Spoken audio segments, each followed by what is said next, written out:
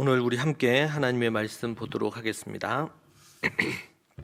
하나님의 말씀 우리 요한계시록 17장 말씀입니다. 요한계시록 17장 말씀 우리 함께 교독해서 읽겠습니다. 17장 10절로 17절까지 말씀입니다. 요한계시록 17장 10절로 17절까지 말씀.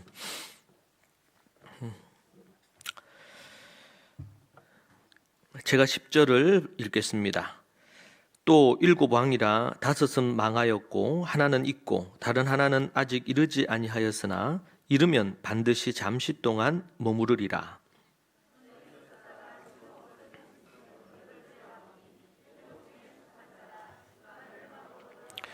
네가 보던 10뿔은 10왕이니 아직 나라를 얻지 못하였으나 다만 짐승과 더불어 임금처럼 한동안 권세를 받으리라.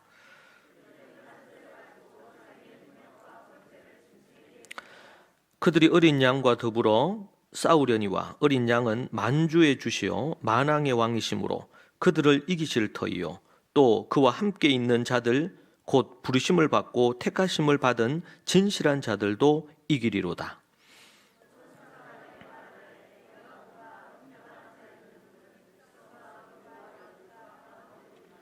내가 본 바 이 10뿔과 짐승은 음녀를 미워하여 망하게 하고 벌거벗게 하고 그의 살을 먹고 불로 아주 사르리랴.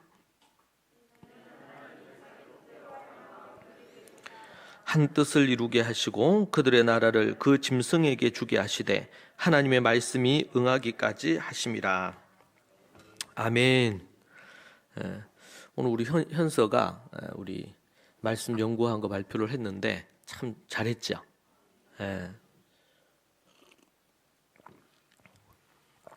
또 내용도 아주 본문의 말씀을 잘 이렇게 전달한 것 같습니다. 좀 긴장한 것 같아요.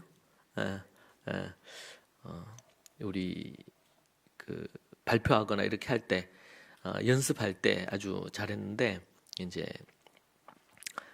많은 분들이 있으니까 좀 긴장한 것 같아요.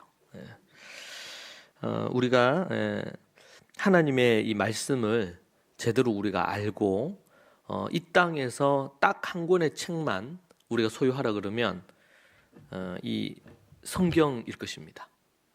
이 하나님 말씀 외에 이 땅에 유일한 진리는 없고 이제 파편적인 부분적인 진리는 이 땅에 많이 학문에도 있고 세상에 많은 책들에 있지만 유일한 진리요 또 불변하는 진리요 우리를 천국으로 이끌고 바울 사도가 얘기한 것처럼 구원에 이르게 하고 모든 선한 일을 행할 능력을 갖추게 하는 그 책은 이 책이 유일합니다.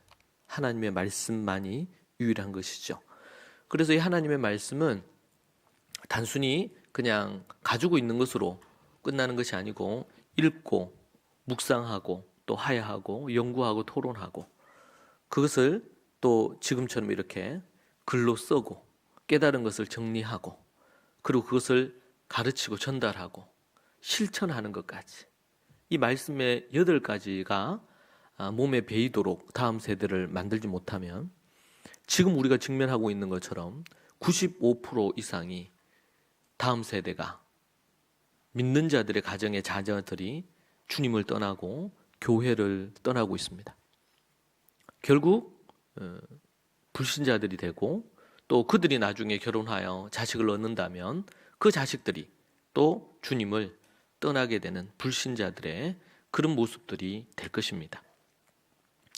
하나님을 모시고 그 하나님의 뜻에 순종하는 그런 부분들이 다음 세대들이 세워지는 것, 그것은 우리 교회가 지향하고 있는 1세기 교회의 모습과 그 비전을 우리가 추구하는 이유기도 합니다. 초대교회 유대인들의 지금 현대 2000년이 지난 지금의 교회에도 여전히 이스라엘에서는 다음 세대를 잃어버리지 않고 오직 하나님의 말씀을 붙들고 살아가고 있습니다. 너무나 중요한 부분이라고 생각합니다. 종말의 때에 모든 사람이 구원 얻지 못합니다. 하나님의 바람이긴 하지만 모든 이들이 구원에 이를 수는 없습니다. 오직 그 하나님의 말씀에 입각하여 믿고 순종한 자들만이 천국에 이르게 되는 것이지요. 그런 부분에서 우리에게 주어진 사명, 우리의 자녀 세대, 다음 세대를 믿음으로 세우고 저들을 하나님의 말씀 따라 이끄는 것은 너무나 중요한 일일 것입니다. 그 일은 앞으로도 계속되어야 하고 어떤 모양, 어떤 모습으로든 간에 이루어져야 될 우리의 귀한 사명입니다. 오늘 우리가 읽은 이 계시록 17장 10절에서 17절 말씀으로 그 무엇도 두려워하지 말라라는 제목으로 여러분과 함께 말씀을 나누려고 합니다. 오늘 이 말씀, 우리는 계시록을 보면서 매우 스케일이 크다는 것을 발견합니다. 이것은 구약의 선지서에서 선지자들의 기록을 살펴볼 때에도 유사한 면을 볼 수가 있습니다. 먼저 우리가 그 모습을 보기 전에 계시록과 관련해서 이 표현들이 나타난 것들이 선지서와 아주 유사한 부분들이 매우 많고, 이 계시록의 이 저자인 요한이 이 선지서에 이사야서나 예레미야서나 에스겔서에 이 말씀들을 인용하고 있거나 아니면 거기에 언어를 가져오고 있다는 것을 알 수가 있습니다. 특별히 이번 주간에 제가 이 이사야서, 예레미야서 그리고 에스겔서를 통독하면서 이 계시록과 더불어 아주 큰 은혜와 깨달음을 얻게 되었습니다. 단순히 계시록에 나온 그 용어들이 계시록뿐만 아니고 이미 구약의 선지서에서 언급되었던 그런 용어들이라는 것이 매우 신선한 충격을 주었기 때문인데요. 예레미야 14장을 보면 예레미야 14장에서는 가문, 그리고 기근, 칼, 계시록에 언급되었던 그 용어들이 그대로 예레미야 14장에 언급되고 있는 것을 볼 수 있습니다. 그리고 16장 9절에는 보면 예레미야 16장 9절에 이렇게 나옵니다. 만군의 여호와 이스라엘의 하나님께서 이와 같이 말씀하시니라. 보라, 기뻐하는 소리와 즐거워하는 소리와 신랑의 소리와 신부의 소리를 내가 네 목전 내 시대에 이곳에서 끊어지게 하리라. 지금 이것은 이스라엘에 대한 심판인데, 심판을 하시면서 표현하신 표현들이 이런 기뻐하는 소리, 즐거워하는 소리, 이것은 혼인잔치에 대한 메시지입니다. 우리가 19장에 가면 어린 양의 혼인잔치에 대한 얘기가 나오는데, 그래서 신랑의 소리, 신부의 소리 이렇게 말하고 있죠. 네. 이것은 계시록에서 언급하고 있는 19장에 가면 어린 양의 혼인잔치, 이 내용과 매우 닮은 부분이 있고요. 용어를 그대로 가지고 있다는 것을 알 수 있습니다. 예레미야 16장 11절에도 보면 이렇게 나옵니다. 우리는 계시록을 통해서 하나님이 심판을 받을 이들이 누구냐라고 할 때 하나는 우상 숭배자들, 그래서 우상 숭배자들이어서 예수 그리스도로만 섬기고 그분만 모시고 사는 자들이 아닌 이들, 예수 그리스도를 믿는 믿음이라고 표현을 하고 있지요.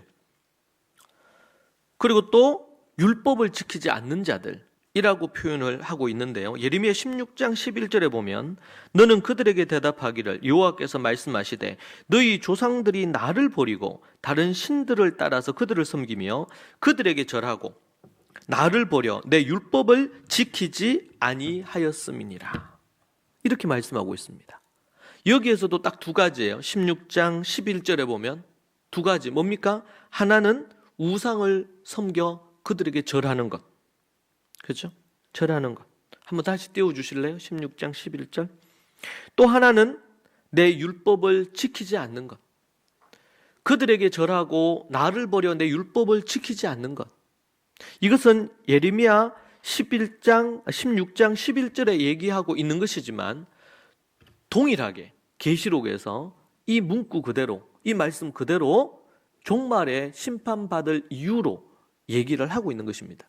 자, 여기서 우리가 살필 수 있는 것은요, 이 계시록이 아주 독창적이고 독특하고 그렇게 해서 기록된 하나님의 말씀이 아니고 특별히 선지서의 부분의 예언과 동일하게 연결되어 있다는 것을 우리에게 얘기해 주고 있는 말씀입니다.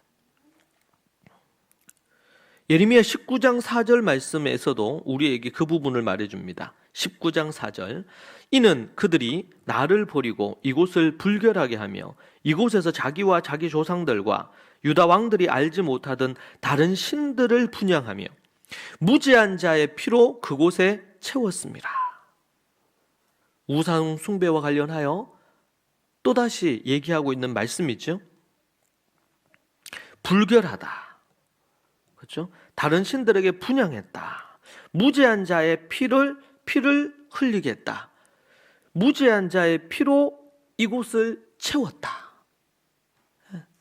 너무나 중요한 말씀입니다.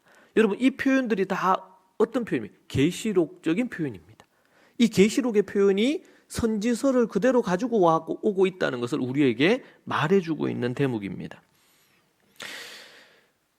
그 외에도 우리에게 22장을 보면, 예레미야 22장은 악한 왕들에 대한 심판의 이야기가 나옵니다. 그리고 26장 13절에는 돌아오라는 말씀도 등장을 합니다. 계시록에 계속 반복해서 등장하는 게 뭡니까? 돌아오라는 것입니다. 회개하고 돌아오라는 것입니다. 예레미야 51장 말씀을 보면요, 원수를 갚으시는 하나님에 대해서 나옵니다. 우리는 계시록을 보면 하나님께서 심판하시고, 앞에서도 우리 현서가 나눈 것처럼 하나님이 심판하시는데, 과연 이 심판이 16장의 매우 큰 주제가 과연 의로운가? 정말 인심판, 나팔심판, 대접심판이 이어지는데 삽입된 말씀으로 16장에 하나님의 심판이 의로운가?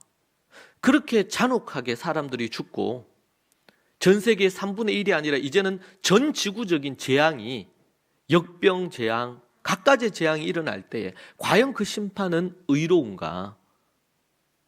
라는 의문을 가질 수 있는 대목에서 16장에서 삽입된 구절들로 그 하나님의 심판은 의롭다. 오늘 현서가 연구한 본문이 바로 그 본문인데요. 의롭다. 또 한 가지 우리가 계시록을 읽으면서 좀 부담되는 말씀은 뭐냐면, 하나님이 원수를 갚아주시겠다라는 말씀입니다. 원수를 갚아주시겠다. 순교자들의 피의 원수를 갚아주겠다. 의인들의 피, 교회에 피 흘린 그 피를 내가 갚아주겠다. 예수님께서 다메섹에서 바울에게 나타나셨습니다. 바울은 예수 믿는 자를 잡아서 죽이기 위해서 다메섹을 향하고 있었고, 그곳에서 우리 예수님이 그를 만나 주셨는데 그에게 하신 말씀이 뭡니까? 바울에게 네가 나를 왜 핍박하느냐? 네가 나를 왜 핍박하느냐? 지금 예수 믿는 자들을 잡아서 죽이려고, 감옥에 가두려고 그렇게 하려고 하는 바울에게 예수님이 나타나셔서 네가 나를 왜 핍박하느냐? 왜 나를 대적하느냐? 그러니까 바울이 얘기합니다. 언제 내가 주님을 핍박하고 그렇게 했습니까? 그러니까 하신 말씀이 그거죠. 나를 믿고 나를 따르는 교회와 성도들을 핍박하는 그들이 곧 나를 핍박하는 거다. 여기서 우리 예수님, 하나님이 예수님을 쫓고 믿음을 지키면서 의를 행하는 자들을 자기와 동일시하고 계시죠. 왜 나를 핍박하느냐? 왜 나를 업신여기느냐?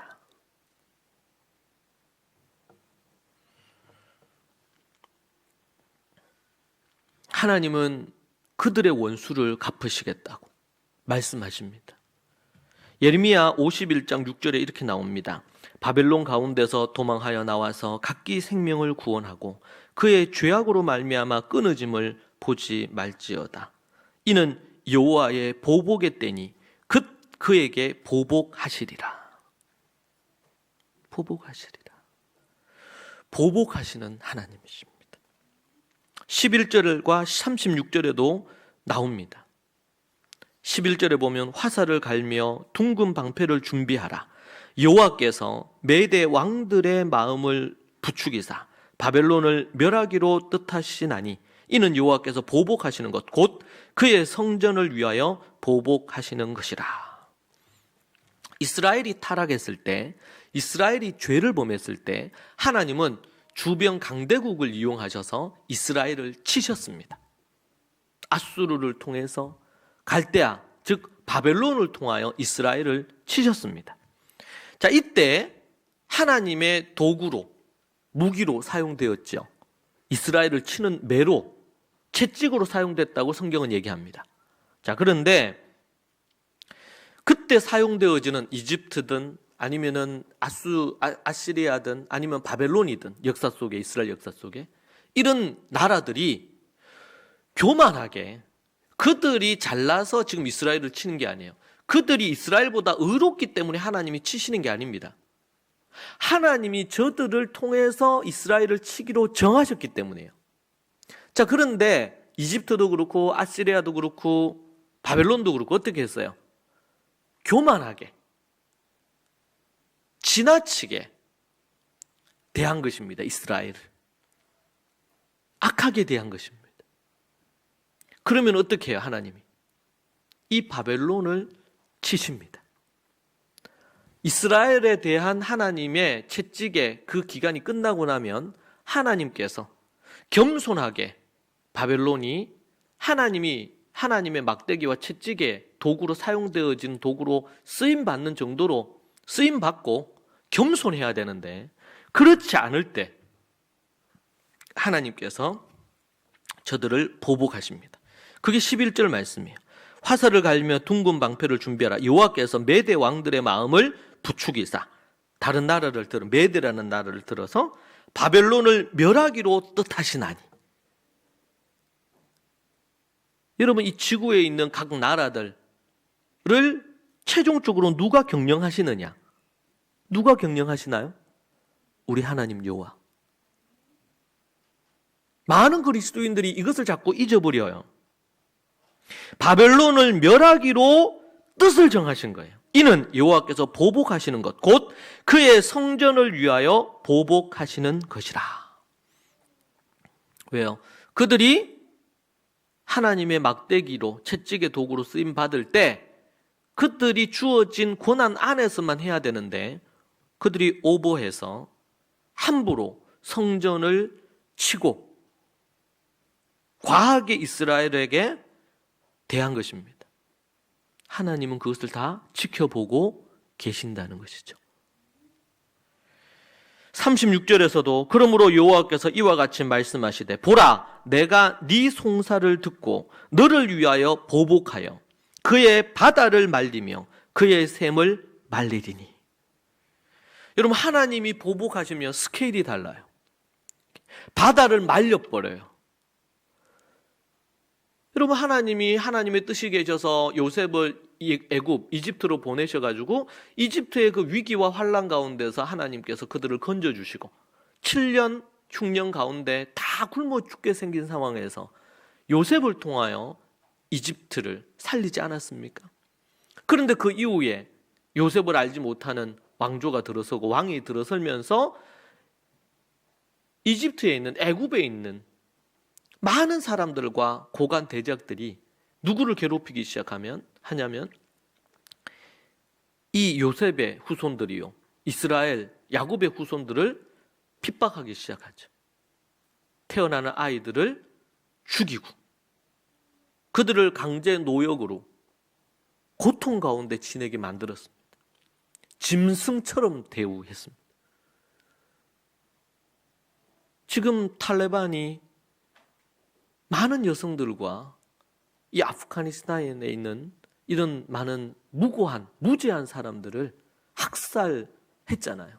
예전에 한 6년 가까이 통치하면서 학살을 했고 이번에 다시 재탈환을 하면서 매우 심각한 상황들이 벌어지고 있습니다. 그 어린 아이, 까난 아이를 살리기 위해서 그 어미가 그 아이를 미군에게 던지는 그 장면은 너무나 많은 사람들에게 충격을 주고 있는 사건이죠. 민주적인 절차를 통해 나라를 다스리겠다. 그리고 미국에 협조한 사람들을 죽이지 않겠다. 그렇게 탈레반 지도자가 얘기했지만 하루 만에 뒤집어진 뉴스를 어제 보았습니다.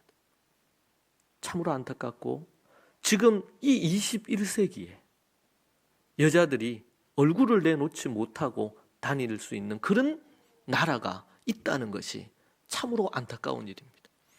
이것은 이슬람 문화를 이해하거나 그런 나라를 인정해야 된다고 접근하는 것은 반인륜적이고 반인권적인 참으로 악한 것입니다. 금요일에도 제가 얘기했는데 교회가 중세 기독교 그때로부터 십자구를 등장시켜서 얼마나 많이 학살했습니까? 그것은 교회의 참으로 추악한 성경을 벗어나고 하나님의 뜻을 어긴 동일하죠. 십자가를 믿을 건지 아니면은 죽을 건지. 지금 탈레반이 하는 짓이 그 짓이죠. 그래서 여러분, 어떤 종교도 국가 차원에서 통치하는 형태가 되어서는 절대로 안 됩니다. 심지어 그게 기독교라고 하더라도 하나님은 모든 사람들에게 자유의지를 주시고 심지어 예수 그리스도를 믿을 건지도 자유로운 선택에 두신 것입니다. 그래서 기독교의 가치 중에 너무 중요한 가치가 자유입니다. 결코 믿음을 강압적이거나 강제적인 부분으로 억압해서 믿게 할 수 없는 것입니다. 중세 기독교가 저지른 만행이 뭡니까? 그런 짓을 했거든요.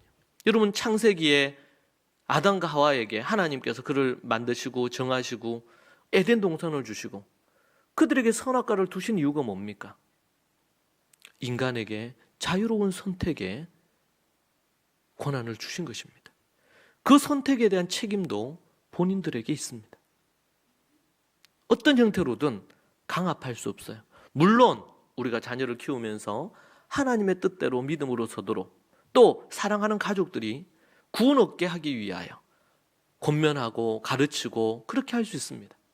그러나 나중에 성인이 되고 어떤 형태가 됐든지 간에 선택은 본인의 몫입니다.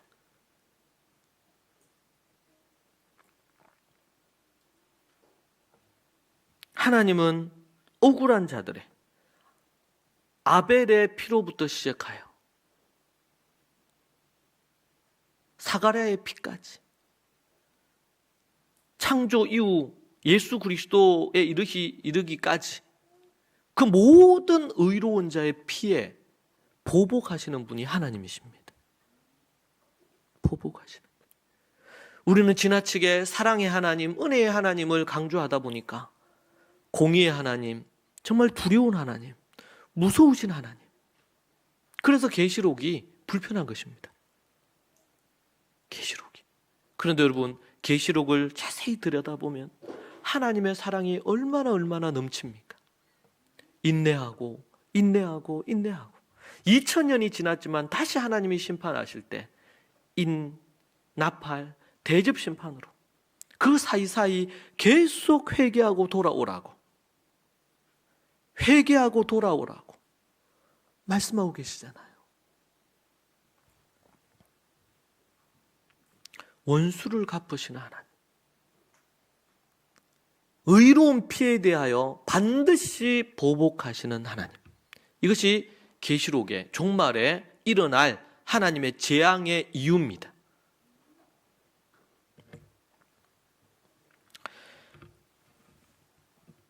에스겔 5장 12절에는 보면 너희 가운데 3분의 1은 전염병으로 죽으며 기근으로 멸망할 것이요 3분의 1은 너희 사방에서 칼에 엎드러질 것이며 3분의 1은 내가 사방에 흩어버리고 또 그 뒤를 따라 가며 칼을 빼리라. 에스겔 5장 12절의 말씀입니다. 어디서 많이 본 것 같죠? 우리 계시록에서 3분의 1 계속 얘기하지 않았습니까? 여러분, 그 메시지가 어디에서 나온 겁니까? 에스겔 5장 12절입니다. 에스겔 5장은 이스라엘에 대한 심판입니다. 이스라엘의 죄로 인하여 3분의 1을 전염병으로 죽이겠다는 거예요. 여러분, 이것은 광야를 지날 때 이스라엘 백성들이 하나님 앞에 심판받았을 때 2만 4천 명이 하루아침에 죽습니다. 우상과 음란함 때문이죠. 에스겔 9장 4절에는요, 여호와께서 이르시되 너는 예루살렘 성읍 중에 순행하여 그 가운데서 행한 모든 가증한 일로 말미암아 탄식하며 우는 자의 이마에 표를 그리라. 이마에 표를 그리라. 계시록에 이마에 666을, 믿는 자들의 이마에 하나님의 인을 표시하는 것과 맥을 같이 합니다. 이것이 에스겔서 9장 4절에 등장해요. 10장 14절에는요, 그룹의 네 얼굴이 나옵니다. 천사들에게, 그룹들에게는 각기 네 면이 있는데 첫째 면은 그들의 그룹의 얼굴이요, 둘째 면은 사람의 얼굴이요, 셋째는 사자의 얼굴이요, 넷째는 독수리의 얼굴들이더라. 천사와 관련해서 언급할 때 네 가지 얼굴에 대한 얘기라. 계시록에도 이 부분에 대해서 언급하고 있습니다.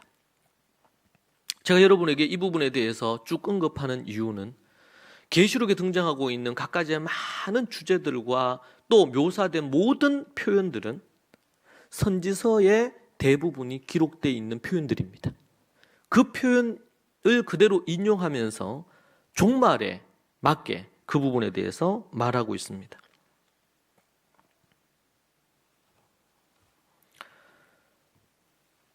각국 나라들에 대한 심판도 등장합니다.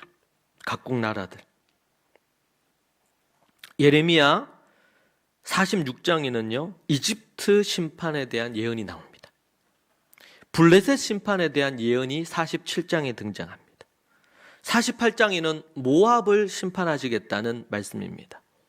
지금 우리나라로 얘기한다면 예루살렘 심판이 마지막에 나오는데 한국을 하나님, 대한민국을 심판하시겠다 얘기하면서 가까운 일본을 하나님이 심판하시겠다, 중국을 심판하시겠다, 러시아를 심판하시겠다, 각 나라들을, 저 멀리 있는 미국을 심판하시겠다라는 표현입니다. 지금 현대로 다시 얘기를 한다면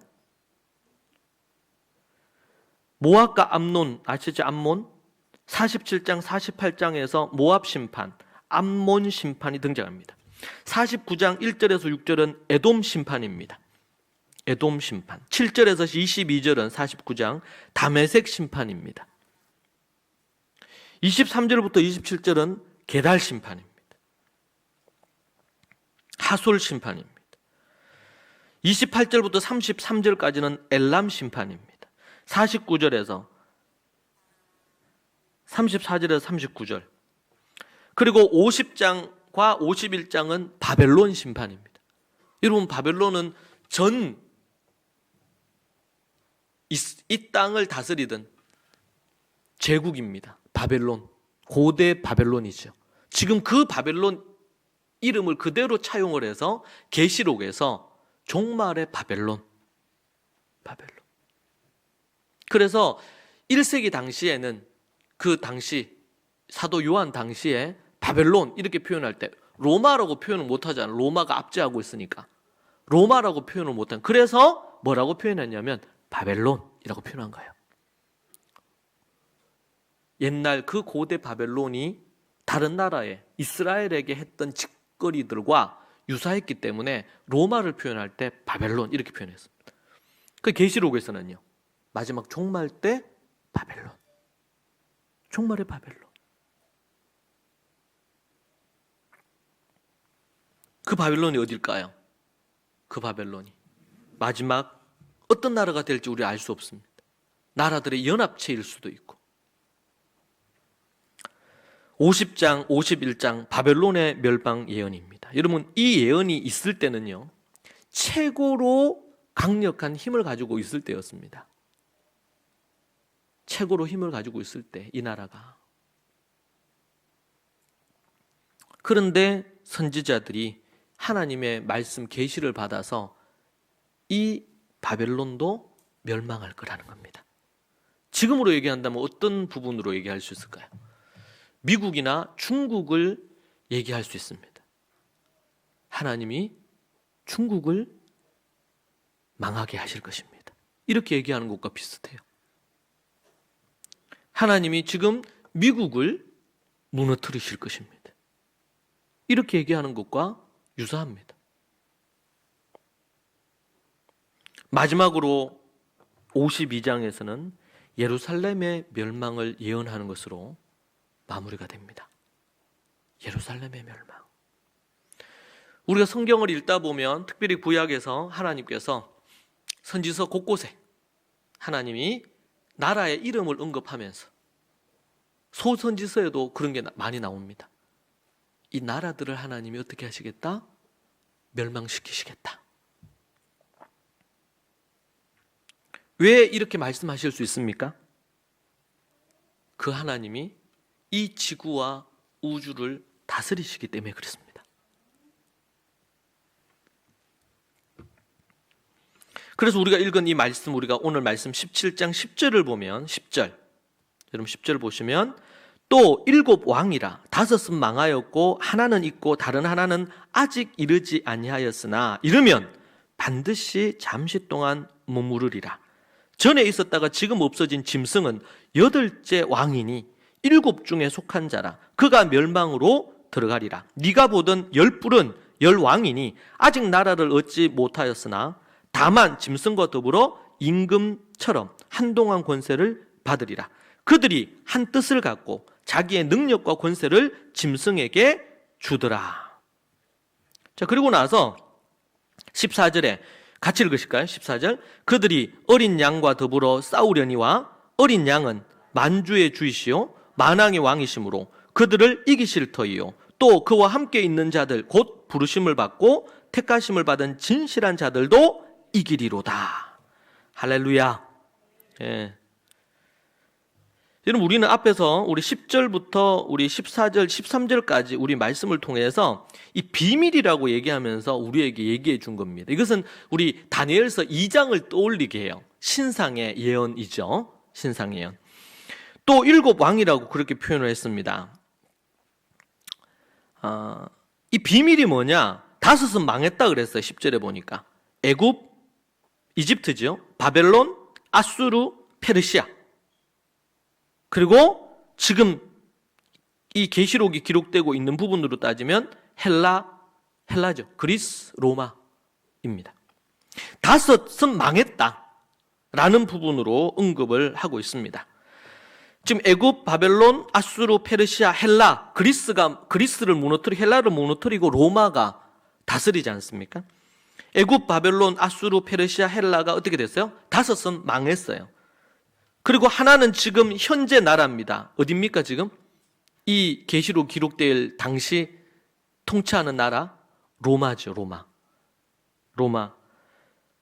마지막 하나는 아직 이르지 않았다 그랬어요. 10절에. 마지막 심판 때 짐승의 나라 큰 성 바벨론을 얘기합니다. 그 나라가 어떤 나라가 될지는 우리가 좀 더 지켜봐야 됩니다. 아직까지 완성되지 않았어요. 이 나라가 이르면 잠시 동안 머무른다 그랬어요. 잠시 동안 머무른다. 그리고 머리들의 수요인 7이라는 표현들이 계시록에 계속 반복되는데 7이지요. 숫자 7. 7 머리들은 역사적 바벨론 형태의 이교 왕들과 제국을 상징을 합니다. 그 마지막 머리인 적그리스도의 머리는 8째 왕이니 이렇게 표현해요. 8째 왕. 그리고 7 중에 속한다 이렇게 표현하고 있습니다. 그러니까 7 중에서 나온다는 말이 8째 왕이.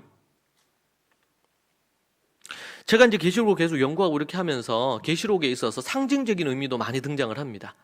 그래서 성경 해석 중에서 이러한 어떤 그 표현들, 왕에 대한 표현이라든지 이런 여러 표현들도 상징적인 의미가 아닌가, 실제 역사로 보기는 어렵다 이렇게 주장하는 그룹들도 있어요. 성경 해석에.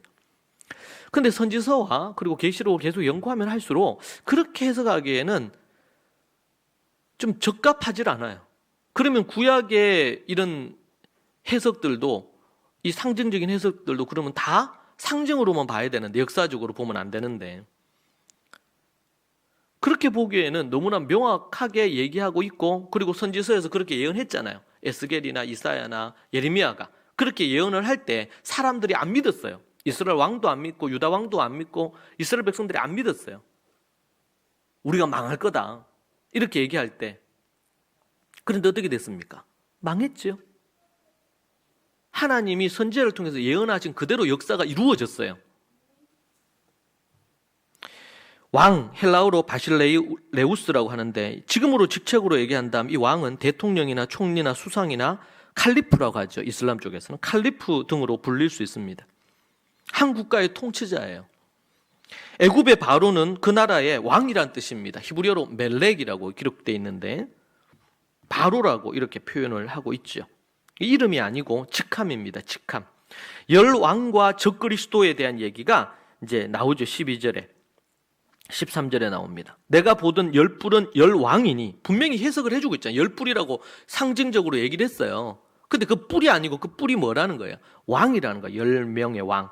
아직 나라를 얻지 못하였으나, 이게 이제 로마가 분열이 돼서 10개로 나누어질 것에 대한 그런 부분들에 대한 이야기이기도 합니다. 다만 짐승과 더불어 임금처럼 한동안 권세를 받으리라. 그들이 한 뜻을 가지고 자기의 능력과 권세를 짐승에게 주더라. 이 짐승이 누굽니까? 적그리스도, 사탄을 얘기하는 거죠. 이 짐승에게 주겠다는 거예요. 이 나라의 왕들이. 그것을 우리에게 말해주고 있는 대목입니다. 자, 그래서 열 뿔은 신상의 열 발가락을 우리에게 얘기합니다. 다니엘서 2장 42절 44절에 묘사되었던 열 왕입니다. 그리고 이 로마 제국에 나타나고 있는 이 다니엘 2장의 요소인 철로 이루어져 있기 때문에 되살아난 로마 제국이라고 그렇게 보통 이야기를 합니다. 다니엘 7장 24절에서 28절에서 열왕, 열뿔에 대한 이야기가 등장하고 있고요. 이 부분이 그대로 지금 요한계시록 말씀 17장의 12절에서 13절과 일치하는 말씀입니다. 그러니까 다니엘에서 지금 미래에 대한 예언했던 것이 지금 계시록이 등장하면서 그것에 대한 완성이 이루어지고 있다는 것을 보고해주고 있는 거죠. 그리고 그것은 우리가 뭐야? 우리가 살고 있는 이 시대나 아니면 후대에 이것이 성취될 것입니다. 아직까지 완성되지 않은 부분에 대해서. 그래서 우리는 요한계시록을 통해서 지금 될 일과 과거 있었던 일들, 그리고 지금 될 일, 그리고 앞으로 일어날 일들에 대해서 계시록 1장 19절에서 얘기하고 있다고 했습니다. 그래서 5장부터 시작해서 2장 3장 있고 나서 4장부터 시작해서 22장까지 미래에 일어날 일에 대한 예언이에요. 그것을 우리에게 말해주고 있습니다. 자, 우리는 계시록을 보면서 참으로 두렵습니다.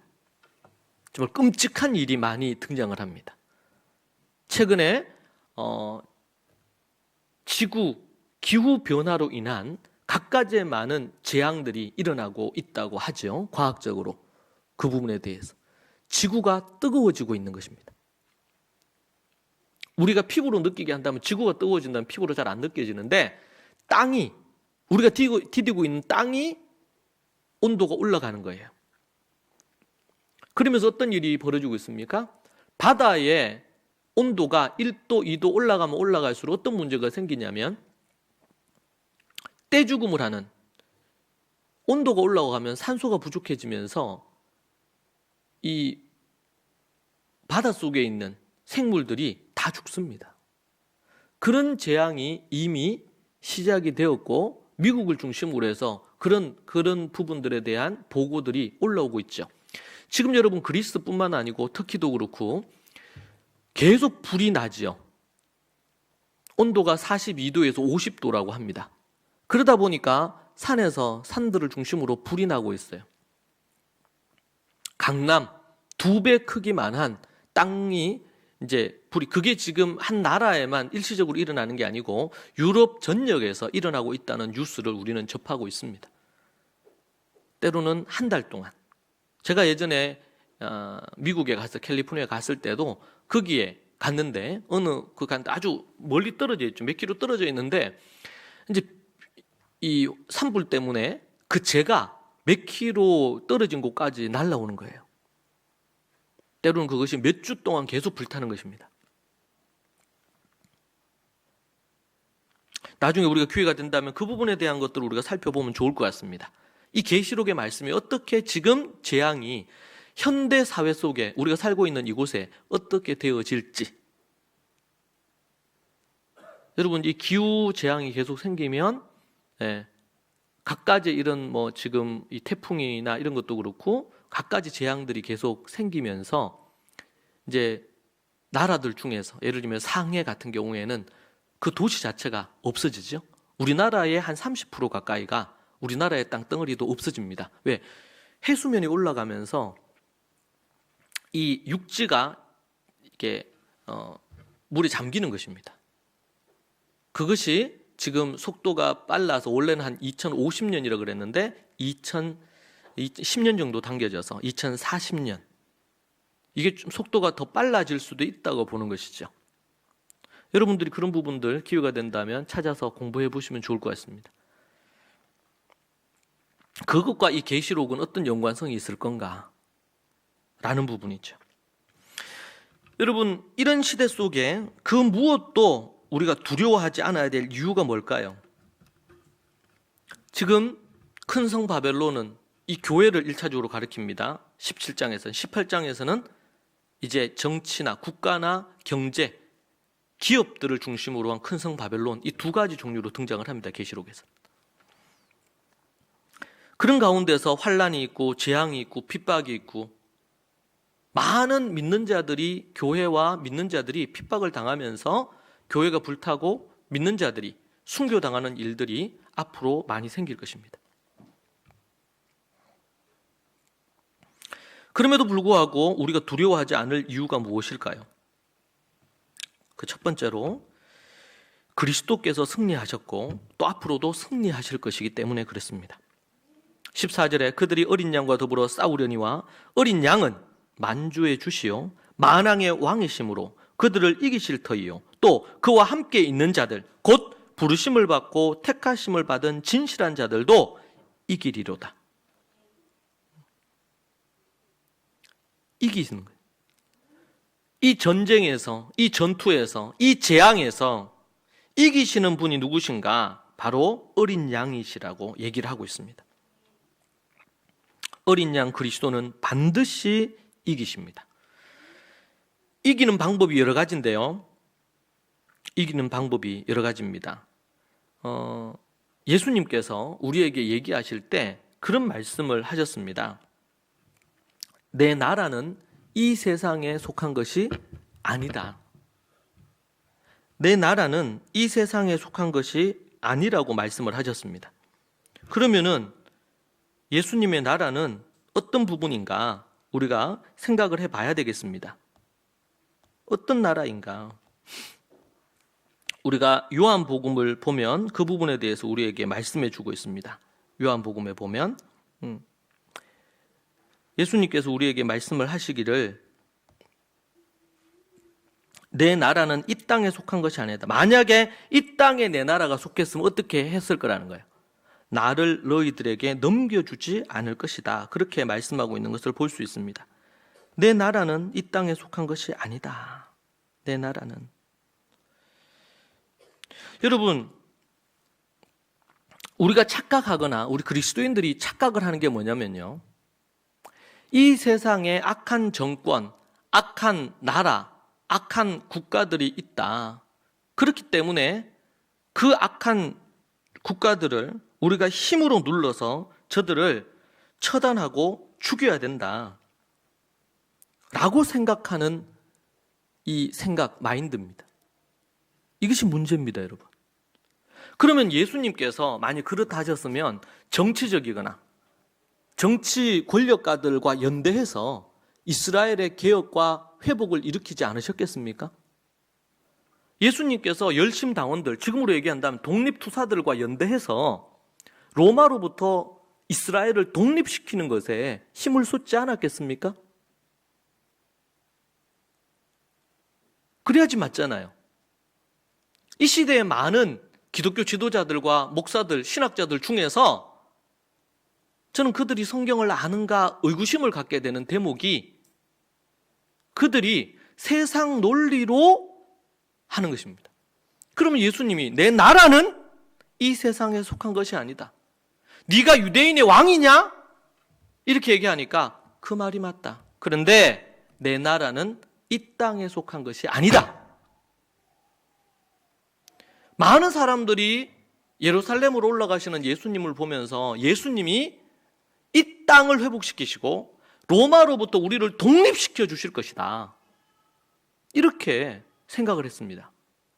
그리고 예수님이 그 일을 이루실 것을 철떡같이 믿었습니다. 그러니까 이 야고보와 요한이 예수님 곁에 와서 예루살렘으로 올 때 뭐라 그랬어요? 좌우편에 우리를 앉혀주십시오.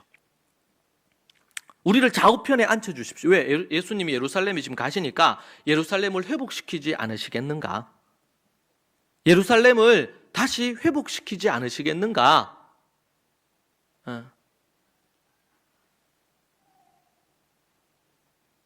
로마로부터 독립시키고 이스라엘을 회복시키지 않으시겠는가? 그렇게 했단 말이에요. 그런데 도리어 예수님이 예루살렘에 가셔가지고 십자가에 못 박히시고 죽으시는 거예요. 들어가시면 천군 천사들을 막 불러가지고 로마 군인들을 싹 다 죽이고 총독을 제거하고 그렇게 하면서 이 국방력을 강화해가지고 나라 전체를 보호하는 이런 부분의 시스템을 만들고, 그리고 예수님이 이스라엘의 왕이 되실 줄 알았는데, 그러면 12 제자들은, 사도들은요, 지난 3년 동안 고생하면서 예수님을 쫓아다녔고 때로는 어려움도 겪고 고통도 당하면서 예수님을 쫓아다니고 이단 취급받았는데, 그래서 이제는 한 자리씩 할 줄 알았는데 그렇지 않단 말이죠. 많은 군중들이 기대했던 것도 예수님에게 이스라엘의 왕이시다고 호산나라고 외치면서 그분을 맞았잖아요. 그런데 어떻게 됐습니까? 여러분, 예수 그리스도를 정치적으로 이용해 먹는 인간들이 너무 많아요. 여러분, 잘 분별해야 돼요. 예수님은 이 땅에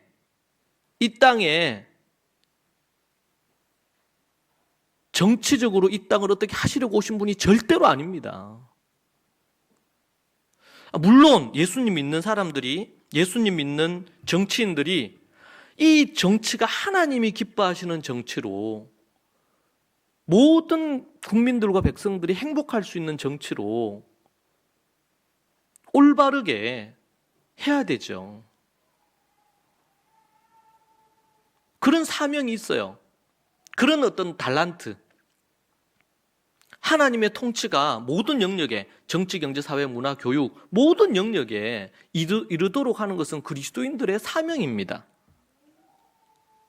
우리 성도들 중에 학교 교사로 있는 분들 있는데 그 교사로 아이들을 가르치면서 그 클래스가 정말 하나님이 기뻐하실 만한, 단순히 예수님 믿게 하는 것을 넘어서서 하나님이 기뻐하실 그런 부분으로 교사로서 사명을 다하는 것 너무나 중요한 일이죠. 내가 비즈니스를 한다, 장사를 한다, 이렇게 할 때도 어떻게 해요? 정직하게, 의롭게, 올바르게 하는 것이죠.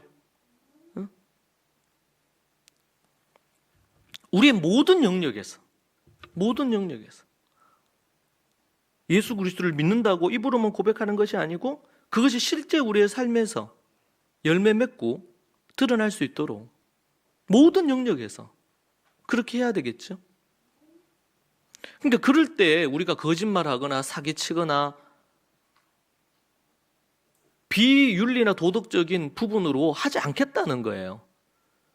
제가 예전에도 얘기했지만 세리들에게, 침례 요한이 세리들에게 그리고 군인들에게 얘기한 게 뭡니까? 정직한 세금 받아라. 군인들에게는요, 다른 사람 억압하지 말고 너희들이 받는 그 박봉인 그 급료를 족한 줄로 알고 불의한 짓 하지 마라. 거짓 증언하지 말고. 여러분, 우리는 그런 어떤 형태로 정치를, 그런 어떤 형태로 교육을, 그런 형태로 우리는 경제, 비즈니스를,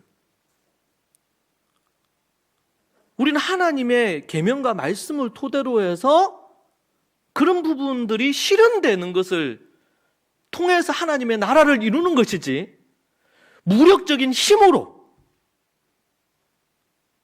동일하게 괴물을 물리치겠다고 거짓과 속임수를 이용해서 정치적인 입지를 갖고 이루는 것, 그것은 하나님을 믿지 않는 자들이 취하는 태도입니다. 여러분, 이 땅에 대통령이 있고 권력자들이 있고 재벌들이 있고 이런 것들이 또 예를 나름대로 카르텔을 이루어가지고 정말 억울하고 힘든 사람들을 보호하지 않고 자신들의 이익만 챙기는 시대 속에 우리가 살 수 있지만, 그럼에도 불구하고 우리가 두려워하지 않는 이유는 이 모든 것들을 다스리시는 분이 우리 하나님이시라는 것을 믿기 때문이에요. 예수님이 이 땅을 통치하고 계시다는 것을 믿는 사람들입니다. 아프가니스탄에서 믿는 자들이 교회가 핍박을 당하고 수많은 사람이 순교당할 위기에 놓여 있고 그게 예상이 됩니다. 그럼에도 불구하고 우리가 두려워하지 않고 우리가 떨지 않고 그렇게 하는 이유가 뭡니까? 하나님이 통치하시기 때문입니다. 우리는 죽음 앞에, 순교 앞에 우리는 감상적으로 반응하면 안 됩니다. 순교당할 수 있고 핍박받을 수 있습니다. 그러나 기억해야 됩니다. 스데반이 죽으면서 뭐라고 기도합니까? 저들이 하는 짓이 뭔 짓인지를 모른단 말이에요. 스데반은 죽어 순교당해 주님의 품에 안겼고 순교당할 때 예수 그리스도가 하나님 보좌 우편에서 일어서셨다고 해요. 그게 영광이요. 우리는 기억해야 됩니다. 이 땅에 앞으로 그런 핍박과 그런 일들이 더 많이 일어날 것입니다. 그래서 마지막 때 뭐가 중요합니까? 믿음이 중요합니다. 믿음이 중요하단 말이에요. 믿음이 있는지를 보겠다고 하는 거예요.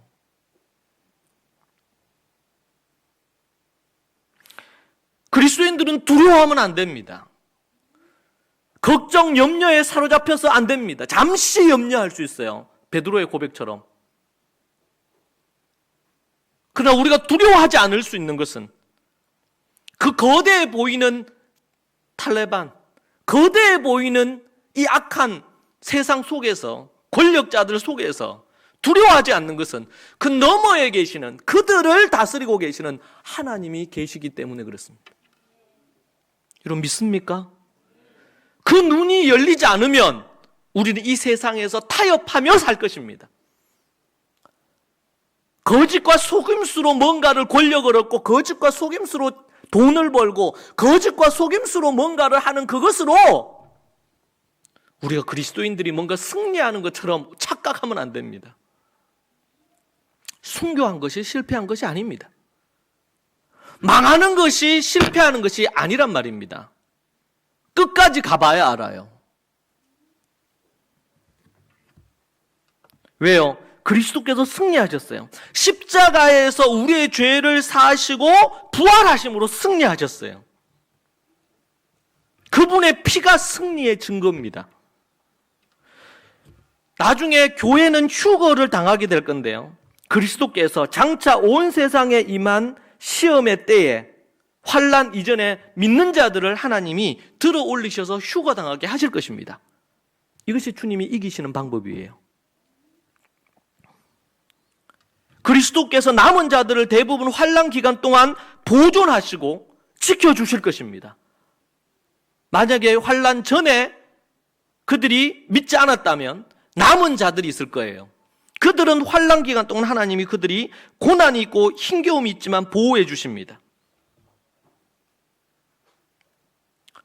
그때에도 주 안에서 죽는 자들은 복이 있을 것입니다. 그리스도의 7년 대환란의 이 기간 동안 마지막 아마겟돈에 임하셔서 적그리스도와 그들을 추종하는 자들, 그들을 모두 다 이 군대를 멸하실 것입니다. 아마겟돈에서. 그때 용사로 오셔서 대장이 되셔서 그 땅을 완전히 쓸어버리십니다. 승리하시는 우리 주님이죠. 아마겟돈 후에 만국을 다스리시는 그분이 천년 왕국, 천년 동안 이 땅을 다스리시면서 왕국을 세우실 것입니다. 하나님의 나라를 세우십니다. 이것이 마지막 때의 하나님의 플랜이에요. 그 사이에 공중 권세 잡은 악한 어둠의 영이 지배하고 공격하고 이런 일들이 있을 겁니다. 많은 순교자들이 나올 것입니다. 교회는 박해를 받을 것입니다. 그러나 그리스도는 승리하실 것입니다.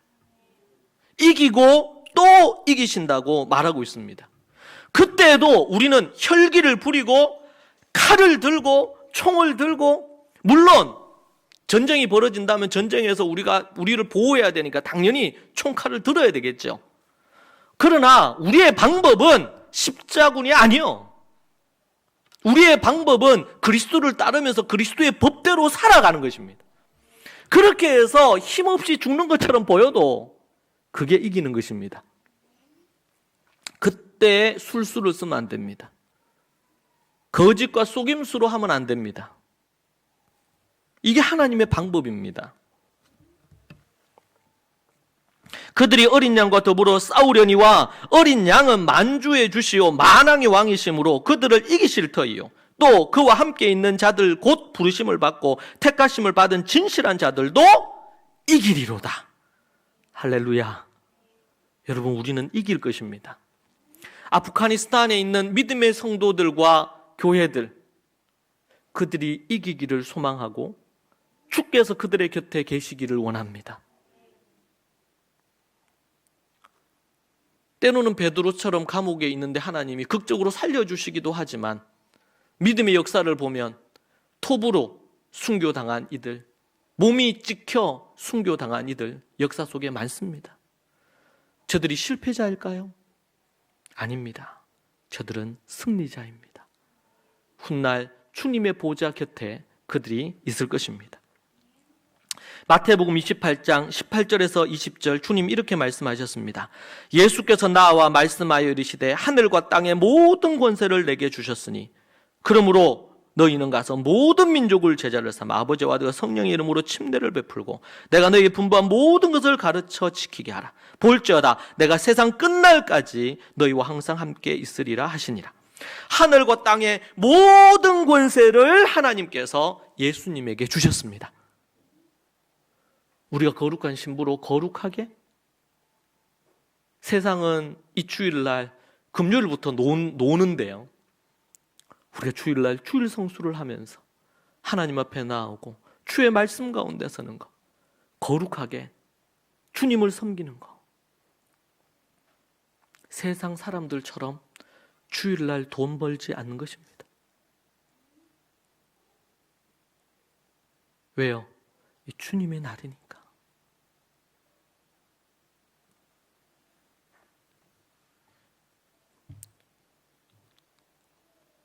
우리는 세상에서 핍박받지 않기 위해서 모든 종교의 구원이 있다고 하는 거짓말을 우리는 믿지 않습니다.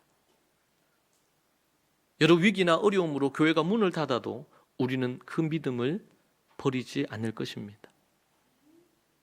더 나아가서 우리는 정결하게 살아야 됩니다.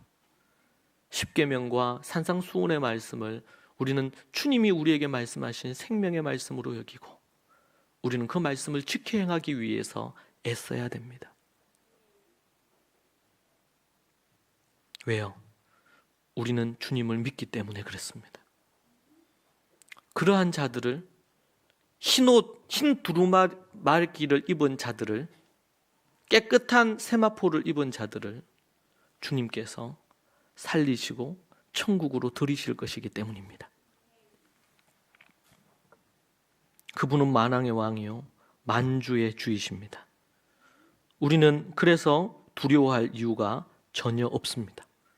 주님 재림하시기 전까지 공중 권세 잡은 자 그 사탄이 배후가 되어서 지배하는 곳이 어디예요? 창녀교회,